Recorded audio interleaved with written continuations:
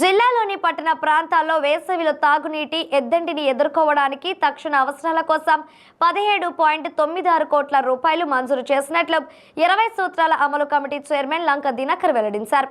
ఒంగోలులోని ప్రకాశం భవనం కాన్ఫరెన్స్ హాలులో జిల్లా అధికారులతో సమీక్ష సమావేశం నిర్వహించారు. ఈ సందర్భంగా ఆయన మాట్లాడుతూ ఒంగోలు నగరానికి 4.4 కోట్లు, జిల్లాలోని మిగిలిన మున్సిపాలిటీలకు 13.92 కోట్ల రూపాయలను మంజూరు చేయడం జరిగిందన్నారు.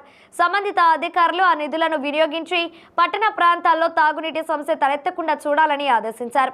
యరగొండపాలెంను నరేంద్ర మోదీ నేతృత్వంలోని కేంద్ర ప్రభుత్వం ఎస్పిరేషన్ బ్లాక్గా గుర్తించి 6 ముఖ్యమైన సూచనలలో ప్రగతి మార్గం నిర్దేశం చేసిందన్నారు.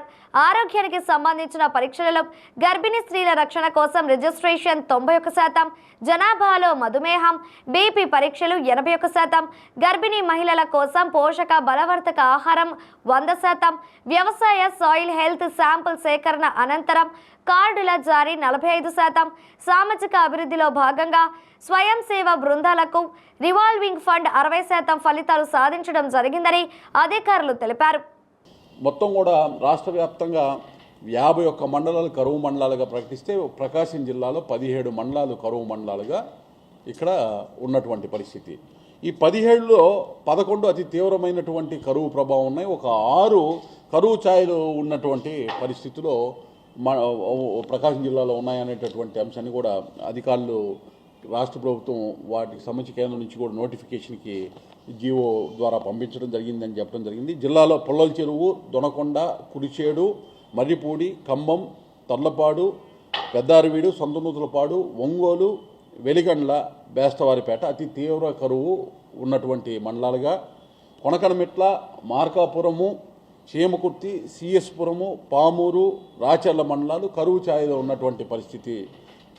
వీటి మీద ప్రత్యేక దృష్టి సారించి అక్కడ నీటి వనరులు ఏ విధంగా ప్రజలకి అలాగే లైవ్ స్టాక్ కూడా మూగజీవాలకు కూడా నీటి వనరులు అందేటటువంటి విధంగా చర్యలు తీసుకోవాలని చెప్పడం జరిగింది.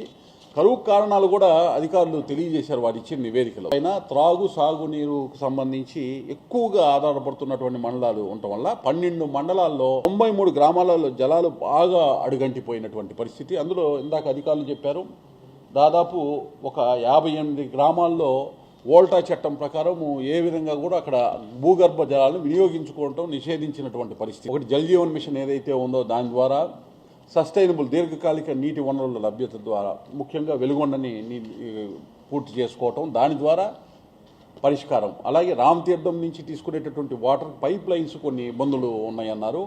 దాదాపు ఒక 89 కోట్ల ఎస్టిమేషన్తో అవి పూర్తి చేస్తే కానీ కనిగిరి ఆ చుట్టుపక్కల ప్రాంతాలకి ఇబ్బంది లేకుండా వాటర్ వచ్చేటటువంటి పరిస్థితి అన్నారు. ఈ అంశాన్ని కూడా ప్రభుత్వం దృష్టికి తీసుకెళ్లడం జరుగుతుందని తెలియజేయడం జరిగింది.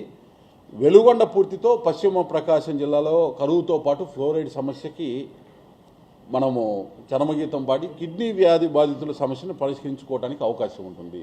ఈ లోపల ఇప్పుడు ఉన్నటువంటి ఇబ్బందులను అధిగమించడానికి ఈ సిఎస్ఆర్ నిధుల ద్వారా కంపెనీలని, సేవా సంస్థలు అన్నింటినీ కూడా ఇన్వాల్వ్ చేయాలనేటటువంటి నిర్ణయం తీసుకోవడం జరిగింది. ఈరోజు సమీక్షకు సంబంధించి ముఖ్యమైనటువంటి అంశాలు ఇవి. అయితే చివరిగా అత్యంత ముఖ్యమైనటువంటిది 2 మే 2025న గౌరవ ప్రధాని నరేంద్ర మోడీ గారు అమరావతికి విచ్చేస్తున్నారు.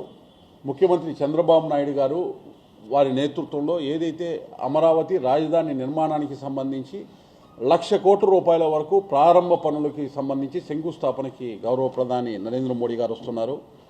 మనందరి రాజధాని అమరావతికి సంబంధించి మీరందరూ కూడా ప్రతి ఒక్కరూ కూడా ఆహ్వానం పలకటానికి ప్రజలందరికీ కూడా ఆ యొక్క కార్యక్రమానికి విచ్చేసి దిగ్విజయంగా ప్రధానమంత్రి నరేంద్ర మోడీ గారికి ఆహ్వానం తెలపాలి, వారికి శుభాకాంక్షలు తెలపాలని తెలియజేస్తూ 3 సంవత్సరాలకు ఒకసారి ఆ నిర్ణీతమైన ఎత్తు దాటిన తర్వాత నీరు రావాలంటే 3 సంవత్సరాలకు ఒకసారి వస్తుంది.